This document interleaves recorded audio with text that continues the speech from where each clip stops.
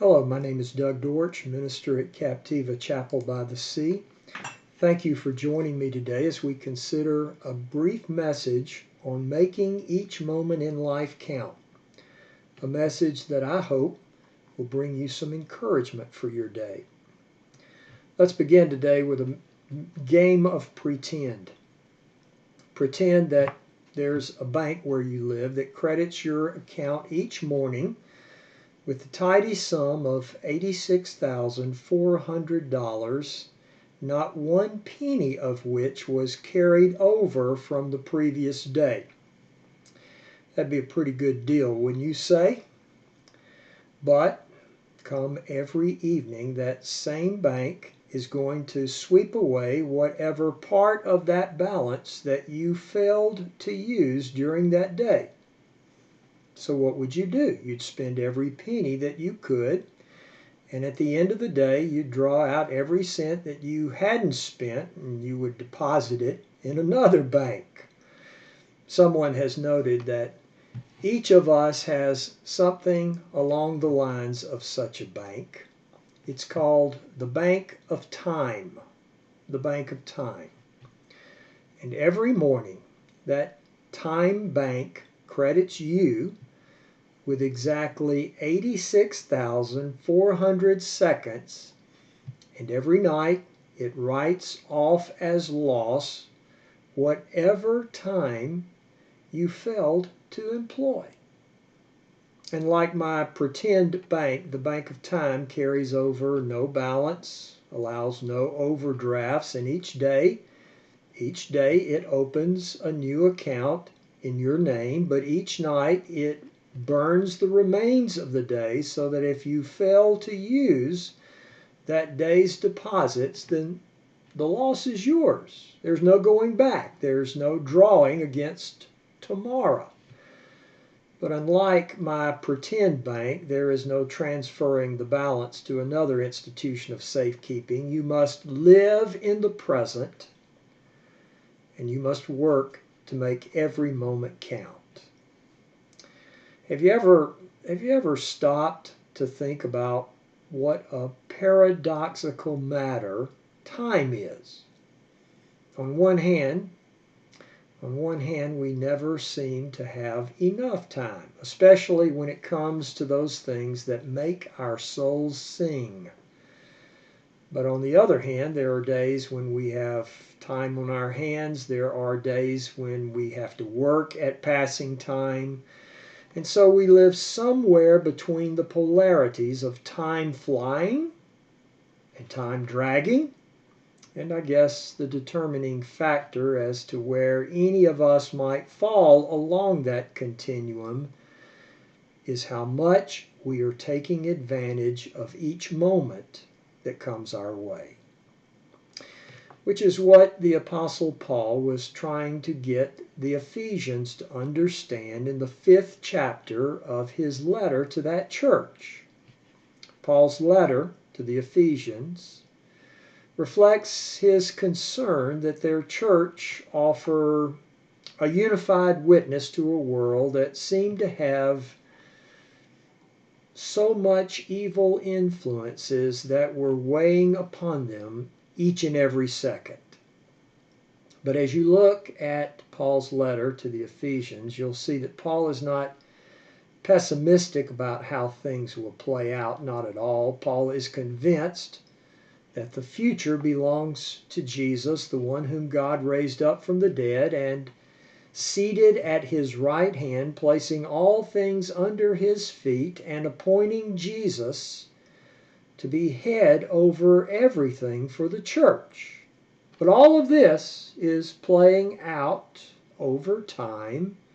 It's a work that is in process, and that is why Paul is equally careful to caution his readers not to underestimate what is at stake because of how the days, in Paul's words, are evil. And then notice what Paul does in the 5th chapter, verses 15 through 20. He employs 3 oppositions to show us the stark contrast between the way of Jesus and the way of this evil world.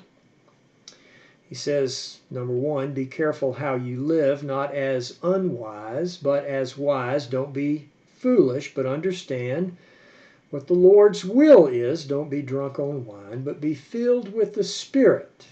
Now, on the surface, it may appear that Paul is being unduly legalistic, throwing a wet blanket over any joy and celebration that Christians might be inclined to show. On the surface, it may appear that Paul is just being a killjoy. But the deeper truth is that Paul is simply warning his readers against actions that might keep them from seizing opportunities to participate in the work of redemption that God is every moment bringing to pass. Paul's merely warning them not to go down dead-end paths that would deprive them of lasting joy. In other words, Paul is raising the question, how can we magnify Christ when we're unwise? How can we lift him up when we're foolish? How can we advance the cause of Christ if we're sloppy drunk? I think this explanation is important for 21st century Christians, if for no other reason, and how it might keep us from interpreting Paul's words as puritanical and out of touch. Because you see, now more than ever, we have a chance to show this world just how much it is missing by not following and embracing the ways of Jesus. But in order for God to use us to change this world into more the world that God created it to be, we must take advantage of every opportunity God gives us to offer a witness to the surpassing worth of living in the light of the grace of Jesus Christ, and we must be careful to make every moment count. Because you see, the powers and the principalities, the spiritual forces of evil in the heavenly realms, the rulers and the authorities that stand in opposition to the rule of God and work to keep people from the abundant life that Jesus came for them to know, none of these forces want to be dethroned. And none of the peoples under their dominion will be set free until we who are followers of Jesus give them a compelling reason to break away and to be set free. How will we do that? We do it by taking every advantage that each day gives us to model for others a better way, a more joyful way, a more fulfilling way. And we do that by seizing the chance to make every moment count. So what might that look like in everyday experience? Well, it might look like choosing behaviors that are honest and transparent, because those kinds of behaviors just make good sense. And it might look like seeking to focus on that thing that best serves the purpose of Jesus, because serving the purpose of Jesus gives us the greatest peace and contentment.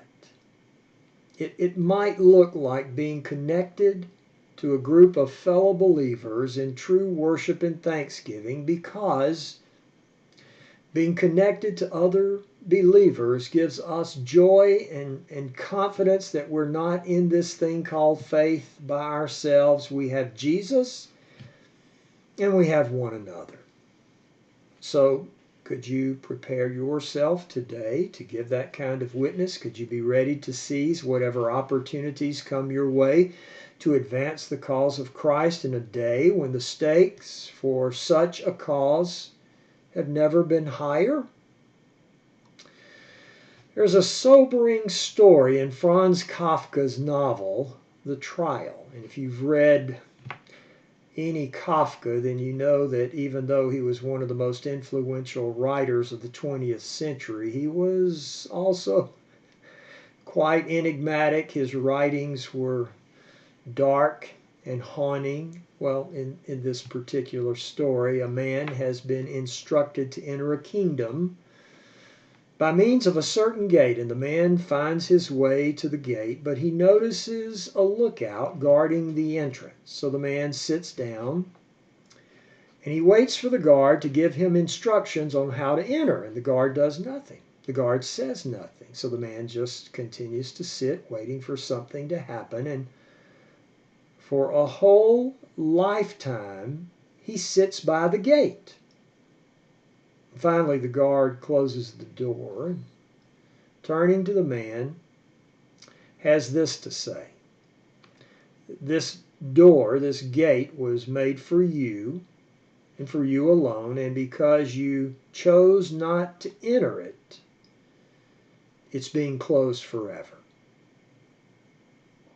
Don't you be guilty of letting doors of opportunity close to you so that you miss out on chances to make a difference for the kingdom of God. There's so much to be done and only so much time to do it. But if you are careful, and if you are wise, and if you are being led by the Spirit of the risen Jesus, then you will do what Jesus wills you to do, and you will make every moment count. And these evil days in which we live will be, by means of God's power, be transformed. They will be transformed into something that is good and that is right. So thanks so much for listening today. Now you do your best to make every moment count today, and I'll look forward to seeing you next week.